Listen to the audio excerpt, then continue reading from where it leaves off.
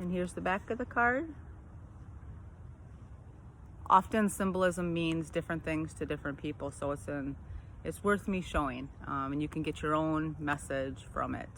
But 44 to me means Mother God, and how perfect, because we're talking about being out in nature. And so just the light and love of the Creator, of the support of universal love and acceptance.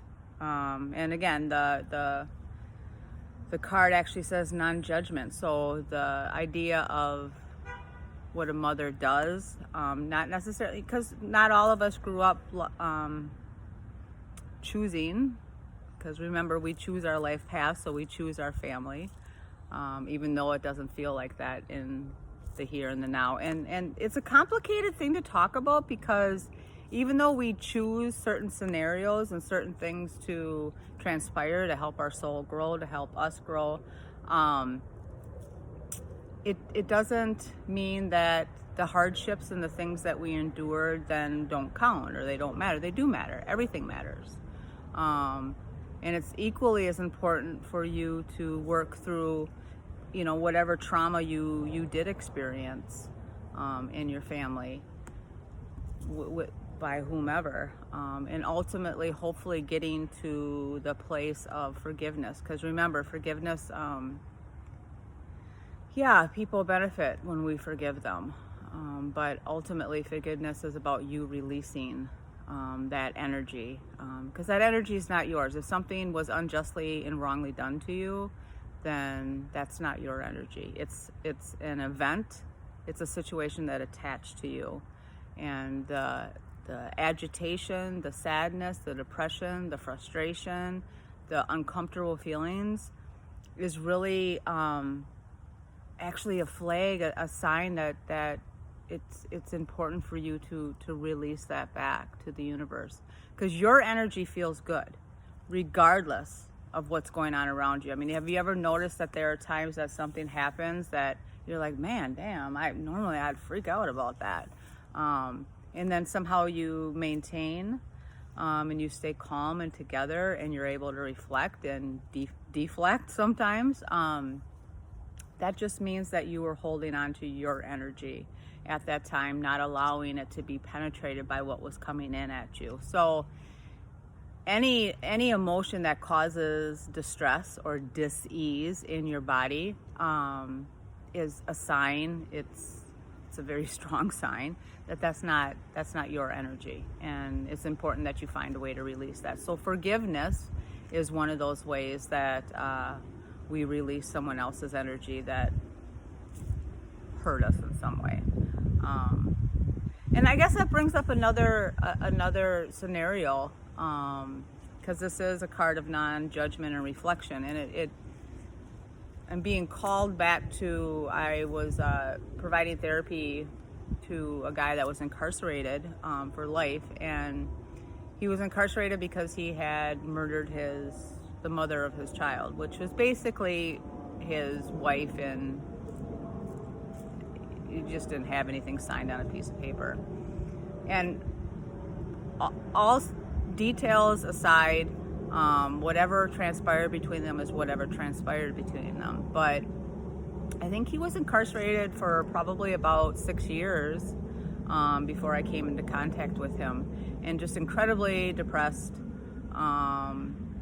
and just had a lot of things going on in his life. But I think one of the really, well, I don't think, what he shared with me is really large turning points for him, was when we were meeting, and he felt a lot of shame and sadness and remorse and guilt, and a lot of emotions that you should feel, or typically we do as human beings feel when we've done something of harm to someone that we care about, or maybe even someone just in general. But he had a lot of sadness, and I had shared with him, I didn't have to give him permission. It's, he gets to choose what he wants to do, but I recognize that he felt like he needed permission. So I had said to him, you can miss her. You can grieve the loss of her. This was a woman that he loved, and ultimately he made just this tremendous, horrible decision that ended her life, that victimized her. But that doesn't erase the fact that he was genuinely in love with her. And he felt this deep grief. And you can understand, or I could understand, just how complicated that was, because he's the one that took her life. So that kind of like was a huge turning point for us, as far as like getting him to help himself, readjust himself, reinvest in himself. And that's just an example of taking a non-judgmental stance towards yourself. Now, again, there might be half of you or all of you that are like, well, that asshole should, suffer and live the remainder of his life in misery for the things that he done. And I'm not here to change your conception of that, but I'm just here to suggest that maybe looking at your own stuff and the things that you've chosen to do through your life, and not that it compares to taking someone's life, but and maybe it does, I don't know who I'm speaking to, but getting yourself in a place that no matter what wrong you've done, and if you can actually get yourself in a place of looking at what wrong has come in at you, just removing yourself from that heaviness of that emotion. And if it's something that you've chosen to do to someone else and you're trying to find some peace with it, figuring out things that you can do to release and let that go. Because it's the tape. It's the tape that's speaking in your head, that's keeping you stuck to whatever it is that you experience guilt and shame and remorse. Just kind of like that. You can't budge. You're just stuck.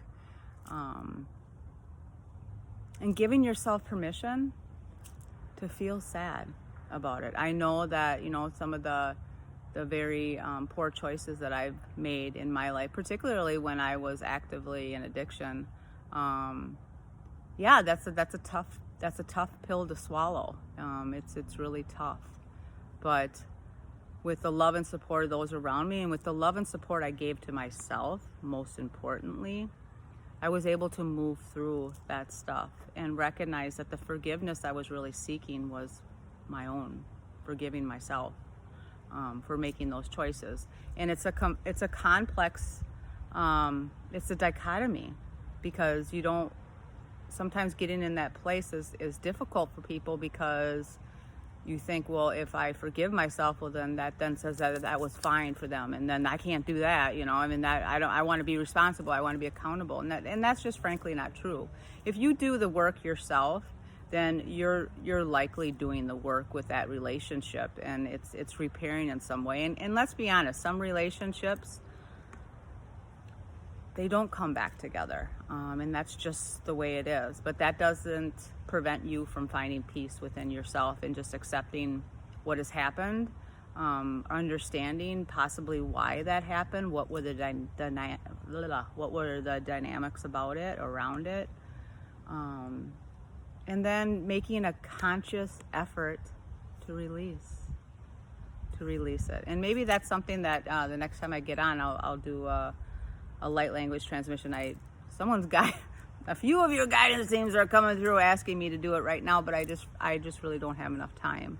But I will do a light language for release of shame, more of a shame that you're chained. You've chained yourself to it, and it can get really complex, because some of us carry karma in from, well, all of us carry karma in from our family, but some of us have an extra pack on to transmute that. So trying to break those chains can be more difficult. But anyways, yes. So okay, I was like blah blah blah. Anyways, but that's important, and I know that was important for me to come to terms with and understand. And it sounds like it can be pretty basic information, but even being a therapist for almost 30 years, that was personally for me to like really come into that understanding for myself. That was hard, even though I had all the skills and all the education and all the experience. It's still a difficult emotional expression to come into. But the support and love of Mother Earth, Father Sky, are coming in to support you. So if this is something that you're struggling with, this is a confirmation that you do have support, even if you can't see it. And I encourage you to go within. Shut yourself down from everything that's going on the outside, even for 15 minutes. People might call it meditation, time alone. It doesn't really even matter how you do it, where you do it, but just trying to find a place to be able to do that and go within and listen to what it is that you need, and working really hard to take a non-judgmental stance to that. It's radical acceptance. Look that up. Radical acceptance. That's actually it sounds like a simple concept, but it's pretty complex. Okay, so it's 44. Let's read. Says the ally or challenger. So it was upright. So it's an ally for you. The lady in the mirror is both ally and challenger. Ooh. Which is true, because you know what? When you're working on change, when you are repairing something with yourself or someone else, it's a double-edged sword. It doesn't feel good. It doesn't feel good to be honest and raw and vulnerable with yourself, much less someone else. So you can understand how it's both. And truthfully, most of the, if not all, of the things that we've greatly benefited from, it has been a double-edged sword. That's just how it works in human nature. But the lady of the mirror is asking you to see yourself in the mirror made by the events in your life. She represents the powerful force of the law of attraction and reminds you that you are what you attract. So if you're in a place that you are asking for change and wanting to bring that in, recognize that here is your power right in here. And it may seem a bit cliche, but the truth is our 3D world, the matrix,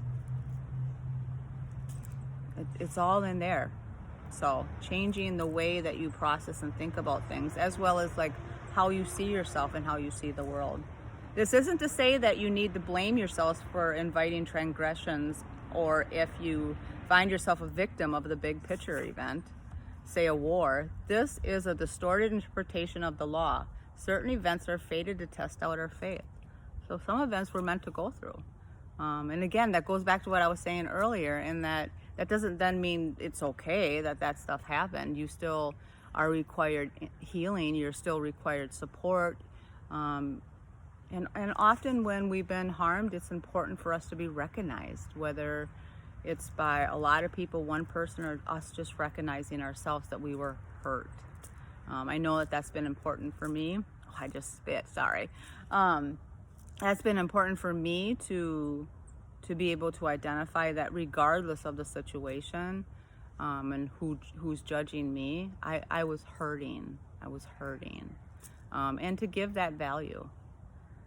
So rather than find yourself in the web of woven thought through your life, your relationships, opportunities, desires, seeming failures, and successes, observe how you respond to life's challenges, great and small, and be aware of what is familiar in the present. Release all judgment and accept things exactly as they are with love. So that's really what taking a non-judgmental stance is about. It's